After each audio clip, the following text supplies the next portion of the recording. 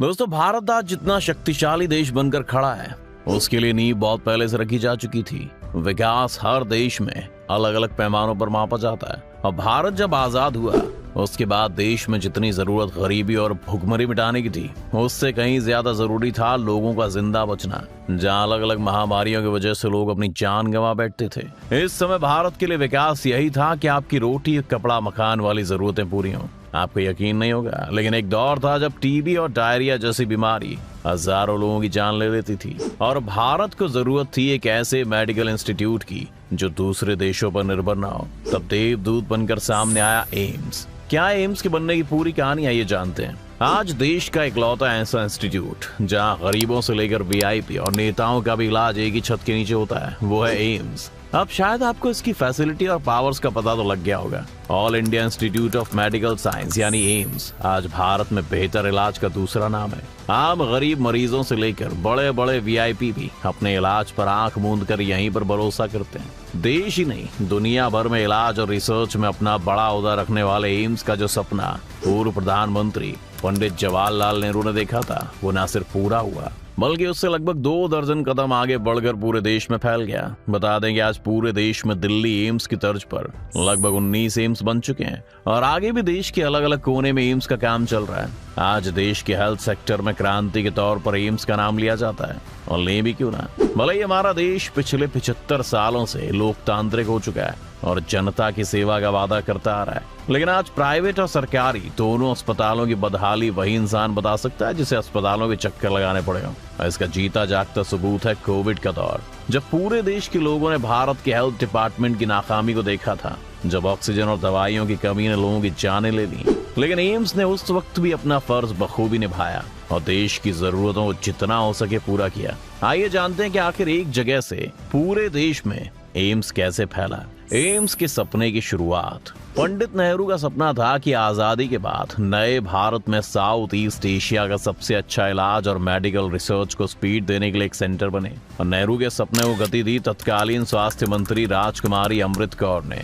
उनकी कोशिशों के बाद ही साल 1952 में एम्स की आधारशिला रखी गई और इन एम्स को ऑटोनोमस दर्जा देने के लिए साल 1956 में संसद में एक्ट पास किया गया और देश का पहला एम्स मिला, जिसके बाद 27 जनवरी 1961 को एम्स की पहली बिल्डिंग का उद्घाटन इंग्लैंड की महारानी एलिजाबेथ II ने किया। बता दें कि शुरुआती सालों में इस मेडिकल इंस्टीट्यूट को मेडिकल एजुकेशन व रिसर्च के लिए खोला गया था और महज 50 मेडिकल स्टूडेंट्स के साथ इसकी शुरुआत हुई। तब एम्स के पास अपना अस्पताल भी नहीं था और क्लिनिकल प्रैक्टिस के लिए एम्स के स्टूडेंट सफदरजंग अस्पताल जाते थे, जिसके बाद सफदरजंग अस्पताल को एम्स अटैच किया गया। और एम्स की इन्हीं सब जरूरतों को देखते ही साथ ही मेडिकल एजुकेशन, ट्रेनिंग और रिसर्च को ध्यान में रखते हुए एम्स की बतौर हॉस्पिटल शुरुआत की गई।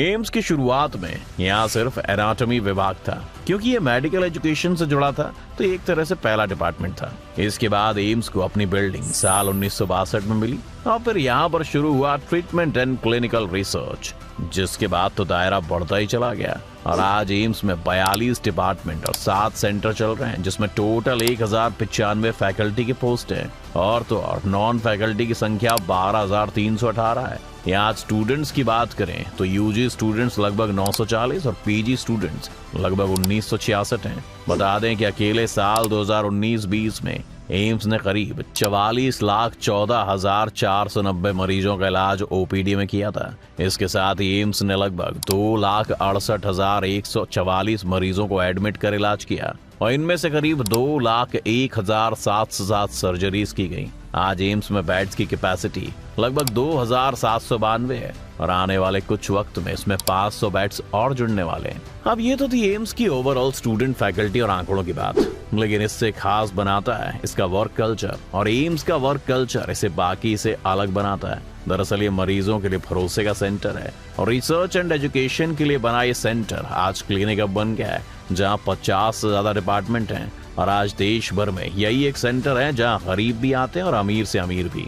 बता देंगे सबसे पहले एम्स परिसर में मेन बिल्डिंग के बाद दूसरी बिल्डिंग बनाई गई, जिसे सिर्फ आंखों के इलाज के लिए डेडिकेट किया गया। उस वक्त भारत में एक बड़ी समस्या थी जिसे लड़ना बहुत जरूरी था और इससे निपटने के लिए 10 मार्च 1967 में डॉक्टर राजेंद्र प्रसाद आई सेंटर की शुरुआत की गई। ये इतना सफल रहा कि इसके बाद से एम्स में लगभग 1 दर्जन सेंटर बन चुके हैं। आरपी सेंटर के बनने के बाद हार्ट एंड न्यूरो के इलाज के लिए स्पेशल कार्डियक न्यूरो सेंटर बनाया गया, जिसे साल 1980 में शुरू किया गया।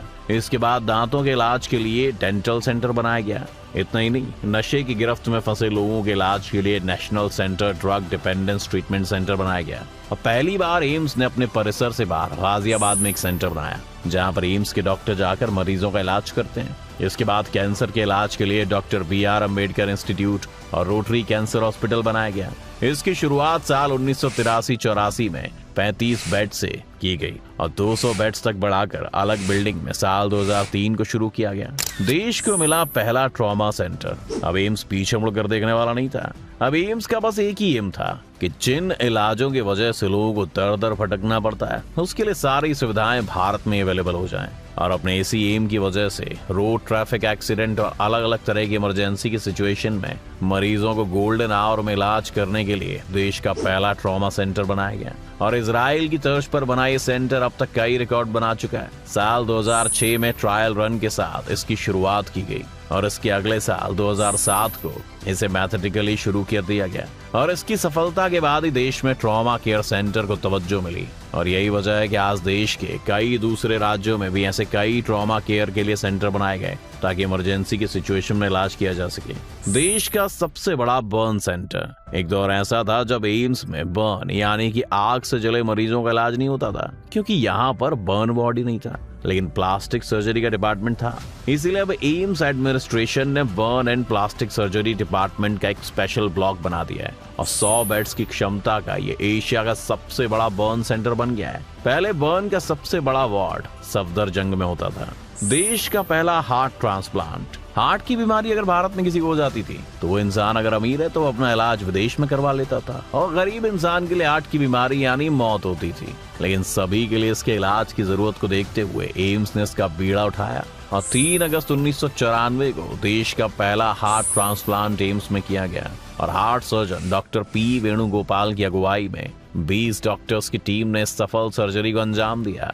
एम्स में अब तक 50 से ज्यादा हार्ट ट्रांसप्लांट किए जा चुके हैं। इसी तरह एम्स ने देश की रोबोटिक सर्जरी करने का भी तरीका दिया है। आज नए नए माइलस्टोन स्थापित करते हुए एम्स ऊंचाइयां छू रहा है। लेकिन दुख की बात यह है कि भारतीय जनता का एक बड़ा हिस्सा इसका फायदा नहीं उठा पा रही है, क्योंकि लोगों के आसपास या जिले में एम्स नहीं है और कई लोग वहां तक पहुंच नहीं पाते। इतना ही नहीं, बहुत कम संख्या में अस्पताल देश में मौजूद हैं। जहां देश में कुछ 28 राज्य और 8 केंद्र शासित प्रदेश हैं, वहाँ सिर्फ और सिर्फ 15 ही एम्स हैं जहां पर ये पूरी तरह से फंक्शन कर पाते हैं। लेकिन ऐसा कहा जा रहा है कि मोदी सरकार देश में 22 एम्स स्टैब्लिश करने का सपना देख रही है, जो कब तक पूरा होगा इसके बारे में भी कुछ नहीं कहा जा सकता है। एम्स से लेकर देश भर को काफी उम्मीदें हैं, लेकिन ये उम्मीदें एम्स में लगी लाइनों को देखते ही अपना दम तोड़ देती है। और अगर आप कभी एम्स गए होंगे तो आपको पता ही होगा कि वहाँ आपकी पावर और पोजीशन कितना मायने रखती है कि आप अपना या किसी का इलाज करवा सकें। आज ये कहते हुए फख्र और दुख दोनों होता है कि भारत में इकलौता ऐसा इंस्टीट्यूट है जहां भारत ही नहीं बल्कि दुनिया के सबसे बेहतरीन डॉक्टरी की पढ़ाई होती है। और ये संस्थान ऐसा है जहां सिर्फ पढ़ाई नहीं होती, बल्कि ये देश के उन चुनिंदा अस्पतालों की लिस्ट में भी आता है जहां किसी भी बीमारी से लड़ने के लिए वर्ल्ड क्लास फैसिलिटीज मौजूद हैं। आज जरूरत है ऐसे और अस्पताल और इंस्टीट्यूट और ज्यादा बनवाए जाएं और खाली उजाड़ बिल्डिंग छोड़ने के बजाय कुछ ऐसा किया जाए कि वहां भी तरीके से काम हो। आज अखिल भारतीय आयुर्विज्ञान संस्थान यानी एम्स भारत का सबसे बड़ा सरकारी चिकित्सा संस्थान है।